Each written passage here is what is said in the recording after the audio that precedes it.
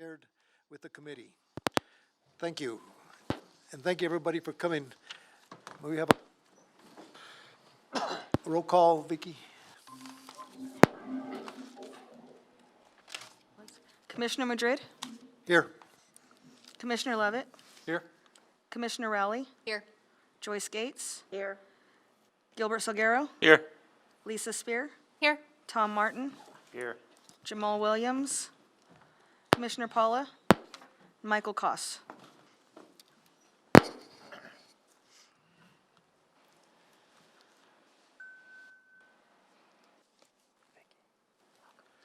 Okay, thank you, Vicky. Approve of the minutes of September the 28th, 2020. Has everybody had a chance to read those minutes? They were emailed to you. Make a motion, we, Okay, do I have a second? I'll second. Okay, we have a motion and a second on the floor. All those in favor, say aye. aye. Aye. I would like to abstain from those since I wasn't here at the last meeting. Okay. Any opposed, same sign? Okay, it passes with one abstention. Okay, update regarding shooting range. Justin Howald. Thank you, Mr. Chairman, members of the board. The construction at the shooting range is going quite well. Looking at the schedule, they are currently, working on site grubbing and grading, so in preparation of the trap skeet houses, combination houses, the roadways, and as well as the main building. They are also working on the over excavation of the combination houses and the grading for the roadway and the trail system itself. They've been in contact with Farmers Electric. They're working on the power line relocation that is necessary for the project. The existing power lines actually run right through the middle of the site. And so they're working, like I said, with Farmers Electric to relocate those to the south so they'll be out of the shooting range area itself. The metal building itself has been ordered and delivered to the site. Obviously, it's going to continue to remain on site and stored there until the over excavation and backfill is completed, as well as the plumbing and the rough-in for the underground electric, et cetera, and that type of work. Recently, the city of Clovis approved change order number 1 for the project during the site review and investigation by the contractor itself, and when they started to over excavate for the trap and skeet houses, there was an old transit pipe that was actually found on site. And for those of you that are not familiar with transit pipe, it's an old water pipe that's been used in the industry. However, it does contain asbestos. And so we needed to remove it from the site. And we decided, instead of just removing this section of pipe that was immediately underneath the trap and skeet house, there was about 1,400 linear feet of the pipe that ran throughout the entire site. So it went down to an old watering hole. And so I'm sure at some point in time it was used to move water around to water cattle. But since the project and the discussions that we had with the New Mexico Department of Game and Fish, they're paying 90% of this project. And so they were comfortable with us removing the entire portion of the pipe. And so that's what was presented and approved to the City Commission, was for the removal of the entire pipe itself. Looking at the look ahead and the completion of the project, it was originally scheduled to be completed around the end of May. Obviously, with some recent weather conditions, it's starting to push that back, as well as the over excavation for the main building has taken longer than what they originally anticipated. So they are running a little bit behind schedule, but in conversations that we've had, that's not going to impact any scheduled events other than maybe the grand opening. But we're continuing to work with the contractor to see if we can maybe find days in the future to try and accelerate and make up that time. We've picked out the colors for the building. We've picked out the colors for the split face CMU units. And we're sticking with a very neutral theme of shades of brown and tan. So it'll blend in nicely out there, as well as from a cleanliness standpoint, it'll stay as clean as possible. Projects, like I said, is going good. Next meeting, I will get some pictures downloaded and have them available for you for your viewing. So with that, I'm happy to answer any questions that you may have regarding the shooting range. Any questions? Commissioner, I don't have any questions. If I can make a comment, I did talk to somebody this morning who will be one of the volunteers working out there, and very excited about what's going on. He talked about the range and how it will be just a premier facility for 90 miles around, and we should attract quite a few people from out of town, which is also nice. So we're excited about getting that open. Anything else? Chairman? Two questions. Where can we see it? Can we view it from a road, like can drive by, and where would we go? Certainly, and so it's going to be located off of CR 17. So as you're headed towards Ned Hauk Park, roughly about 7 miles north of town, exit where I think there's signs currently for the Ned Hauk Motor Park Speedway. And so it's immediately adjacent to that. And it'll be, once you get towards the end of the road, towards the speedway where the road dead ends, it'll be immediately to the north. Okay, and then can I ask Commissioner Lovett a question? You stated that it's going to be the premier facility for 90 miles. There isn't anything between us and 90 miles. So you're excluding Roswell, Got Roswell. Lubbock, Amarillo. You got Roswell and Amarillo. 120. Well, hence the premier facility. It's all in how you market it. No, he talks like we will draw people from Roswell, we'll draw people from Amarillo and Lubbock and things. But they do have some of their own facilities, but this will be a great facility for competitions and things, and we will draw them to our community. Okay, well, good, because I would hope that it would be a draw. I mean, that was the original intention, that it be a draw, and that it be not only for our community, which I think is sorely needed and much needed, but also to draw people from out of town. Absolutely. I was gonna say, Tom, if you take Norris all the way down to the dead end and then turn to the right, you'll hit it. Okay. And that's such a nice road, thank you. Yeah, it is a nice road now. I'll take Prince. Actually, Norris is a pretty nice road. We've chip sealed Norris all the way going north as well. Oh, too. okay, good, So thank you. it has been improved. It has been approved, Tom. And Mr. Chairman Yes. and Commissioner Lovett, in conversations that we had today with Marty Tressel as well, he's the president of the organization that's going to be running the club for us. Actually, there is some difference between ours and like Roswell's shooting range. So Roswell only offers trap and skeet, and whereas ours is obviously going to offer the trap and skeet as well as the clay pigeons. I'm not into shooting, and so I don't know all the terminology, but as well as the archery range outside, and as well as we'll have indoor archery as well and indoor airsoft guns to go with our facility. So it's definitely premier within 95 miles. Oh. Okay, anything else? Tell that to our marketing department. Anything else? Any other questions? I have one question, Chairman. Justin, do you know, are they moving the archery range that's currently out there? No. No? Okay, so that one will still remain out there in that club? Okay, Correct. all right. Well, I think honestly, that one's got a pretty big following. So if there's indoor archery at this facility, it's going to be a big improvement. I know I shoot archery as well, and there's a big sport and a big following. So if there's a newer facility for it, it'll be an impact and it'll draw people. People go all over for those competitions. Absolutely. So, yeah. And if I may add, I am glad to see that it did move forward. I know there was a point where it stopped, but I'm glad to see it. I think it's going to be well welcomed.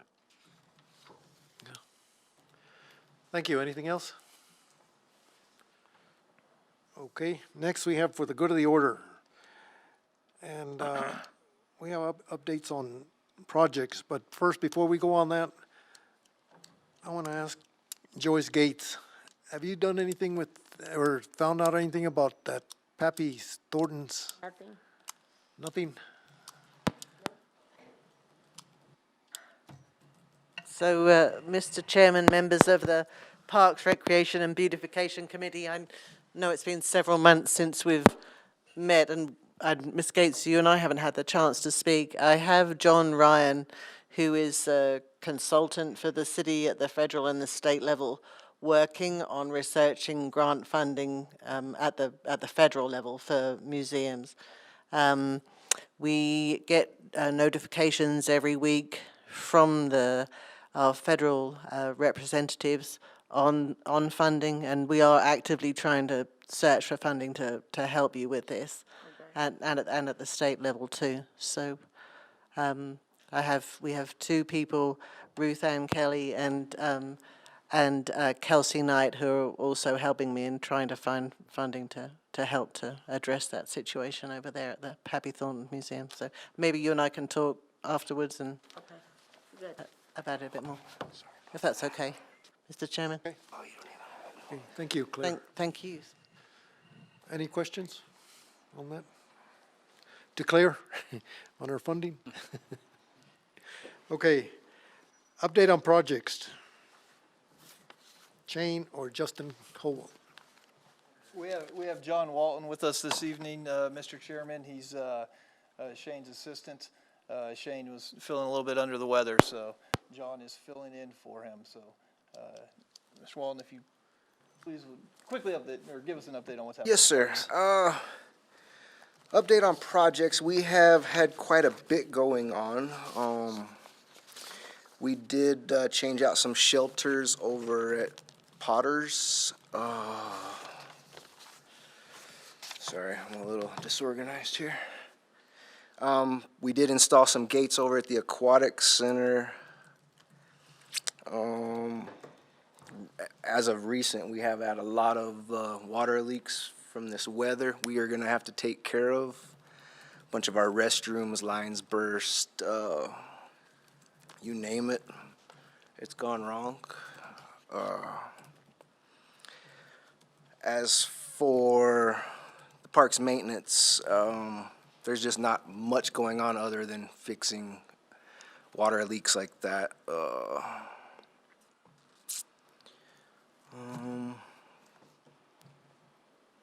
The zoo actually did fairly good this month compared to December.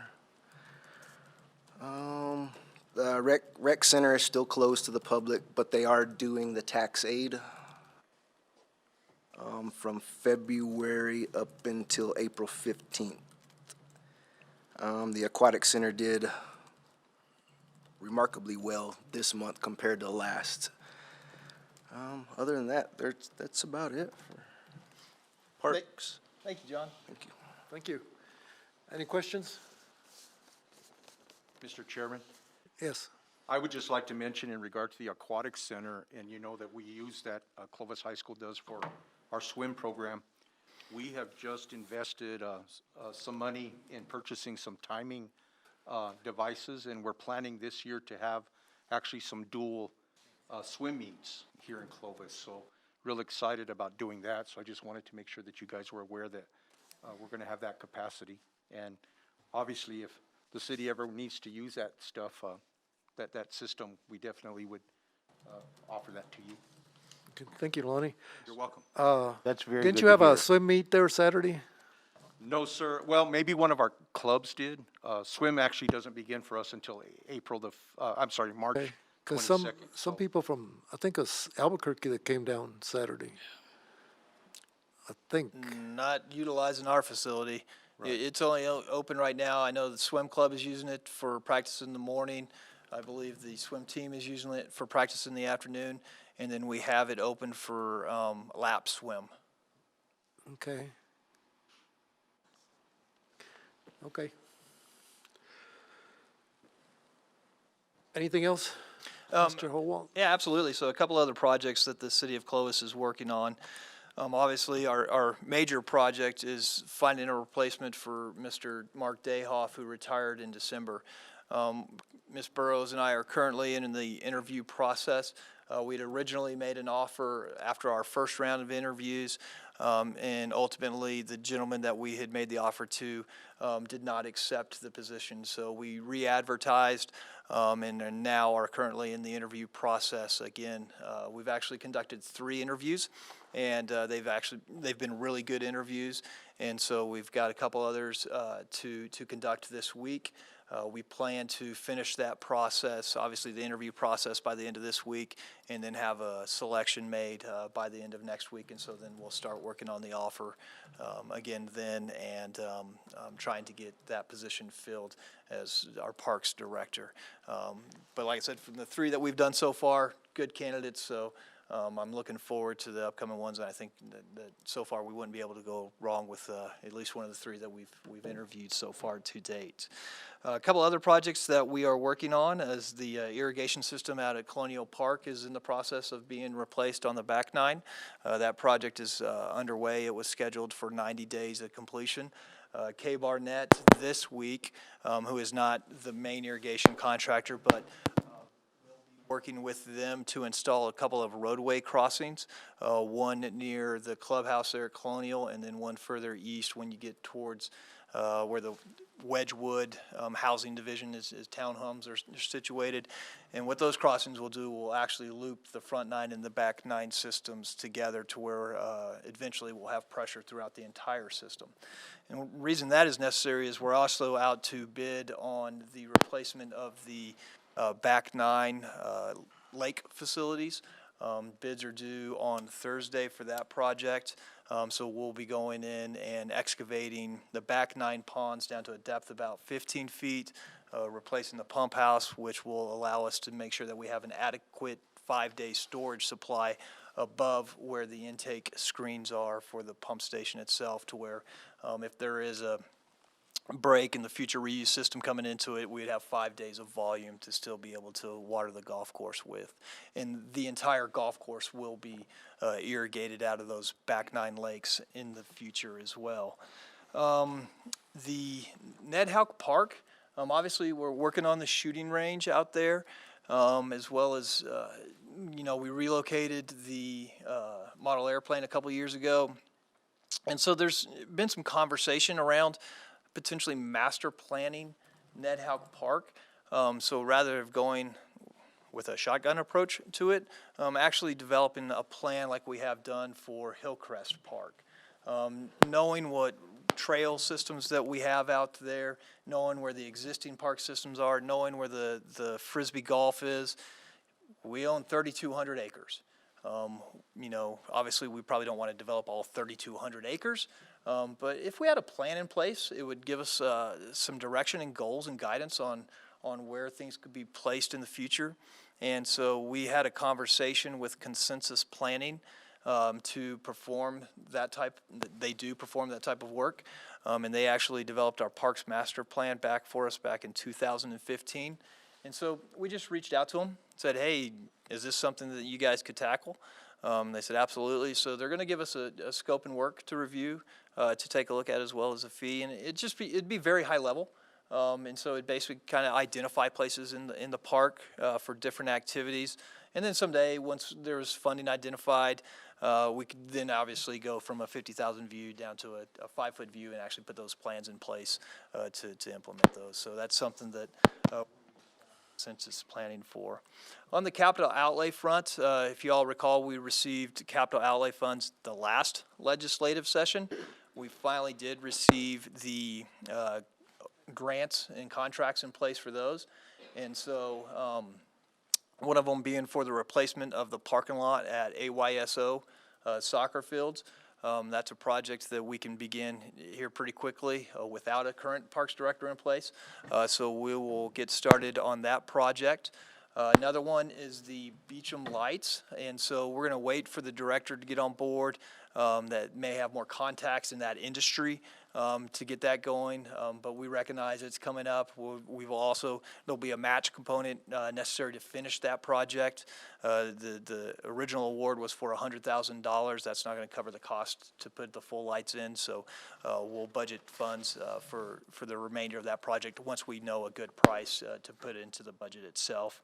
And then the final one was for replacement of playground equipment. So once again, once that new director gets in place and starts working with the parks maintenance staff, we'll get that project going as well. Finally, unfortunately, Saturday evening, and we were notified that the Lyceum Theater, which actually kind of falls underneath the Parks and Recreation Department, the fire suppression system had broken and burst, and water continued to run for several days in the Lyceum Theater, unknown to us, and it ended up about 10 feet of water filled the basement, and then started filling into the theater itself. So Darren Roach went out on site.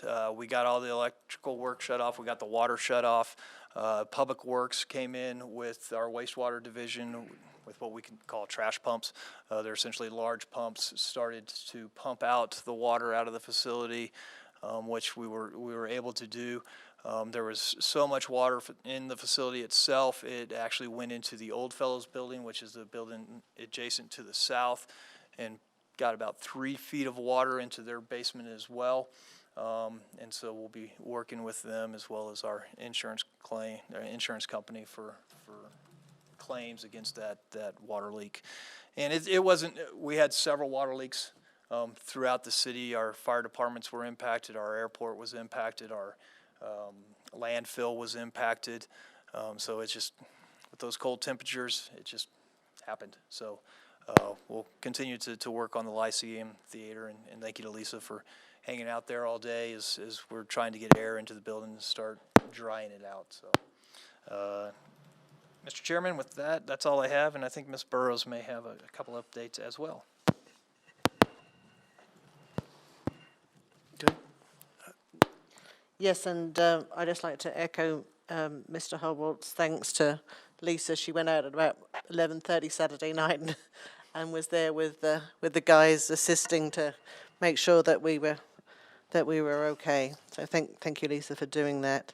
Thank you. We are about to start working on the cleanup grant. We had Trek for Trash since we last met in September. Thank you, Commissioner Rowley, for coming and assisting us that day with that. And Commissioner Madrid, thank you also for coming and helping out. We had a very small response because of the COVID safe practices and the weather. But we are still going to push ahead with our grant funding for this next cycle in the hope that things are returning to a more normal situation where we can hold these kinds of events. So just to let you know that we are working on that. Another thing that Kelsey is working on with us is last month the Outdoor Recreation Roundtable met. The State of New Mexico's Outdoor Recreation Department has put a recreational economic development toolkit together that provides concrete step-by-step instructions for communities moving forward. I'll be happy to send that link to you. It's very interesting. So anyway, Kelsey's working with us on that to help make sure that we're promoting the city parks and also for funding for facilities too. So just to let you know, we're working on that as well. Would you like me to go on to the next item, Commissioner? Well, let me ask, does anybody have any questions for Claire or for Justin on these projects? You know, I went out there Saturday to Ned-Hook Park, and there's a lot of people playing disc golf. Yes. I got kind of surprised when I saw all those people out there. I said, man. There was quite a few out there today when I drove by this afternoon at Ned House playing the golf. Yeah, there was a lot of people out there. Okay, now you can go Thank you, Your Commissioner. Christmas lights, Claire.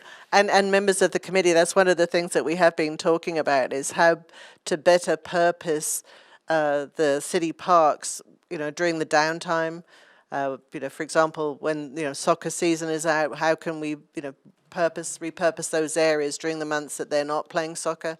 So we've got other activities going on to better utilize those areas. So that's one of the things that we're also working on.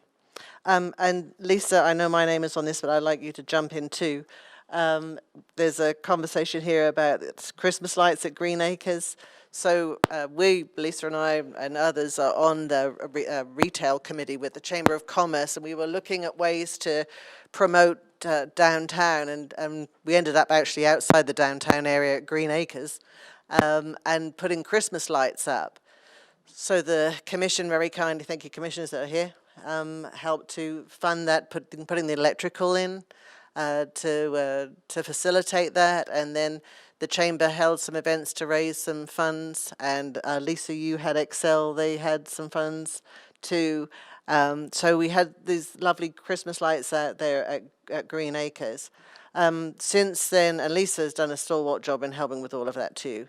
But since then, the retail committee was very excited about how that all went and would like to grow that for this next year. So where businesses maybe could get involved in it and sponsor a tree, for example, to light that up. But we still, of course, will need a company to come in and put those lights up because it's too much for Lisa to do or for the retail committee or Parks and Recreation to do alone.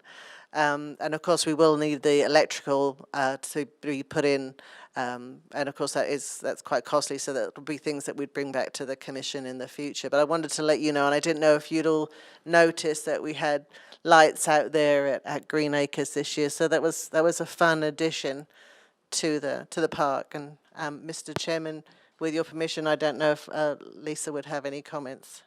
Okay.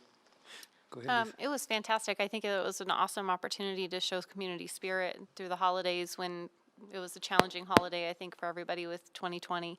So it was a great opportunity. Thank you to the commission for approving getting that electricity put in the park, and Excel did a phenomenal job donating us about $3,900 worth of Christmas lights that we got strung up in those trees and put up, and it was a great project, I think, for our community. That was very well received. So I think any way that we can look at a future expansion of that project, I think would be a big benefit to our community.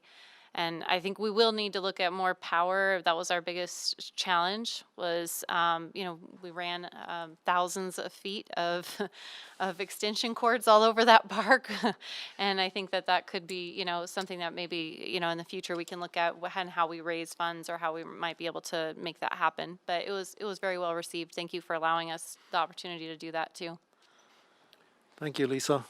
I had a lot of good comments about those lights at the park. Yeah. And Mr. Chairman, in regards to running power, obviously this was our first year at it, and so to the park. One of the challenges that we're going to run into is obviously the facility floods, and so being strategic about where we actually place the power.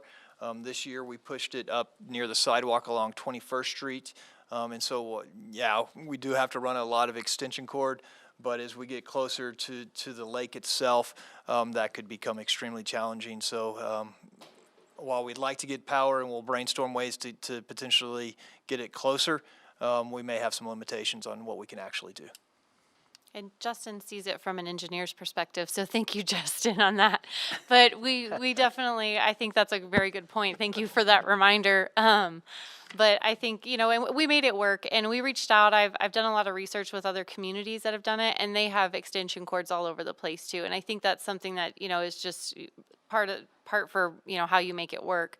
And I think, we can creatively figure it out, on doing that again, I think in the upcoming year and continue to grow and maybe look at some of those outline areas like what Justin said for future power supply. But it was really well received, and I think it's definitely something to continue if we're able to. So. Okay, thank you. Any questions? No? Okay, next meeting, date and time. Can I make one more announcement? Yeah, go ahead. One more update. Thank you, Chairman. I know Justin and I have been working on the Railroad Park Extension project, and we did get approval with our NOO through the state, so we're moving forward with Leidig Engineering, just so you guys are aware that they are doing the planning for that park right now, and the design completion on that. Okay, thank you, Lisa. Claire? Yes, Mr. Chairman. The commission actually has another event on the 22nd of March, which may go beyond 5:30 in the evening. So would it be possible to move the March meeting to the 29th, if that's all right with the committee members, please? At 5:30 here at the North Annex. I'm all right with it. How about everybody else?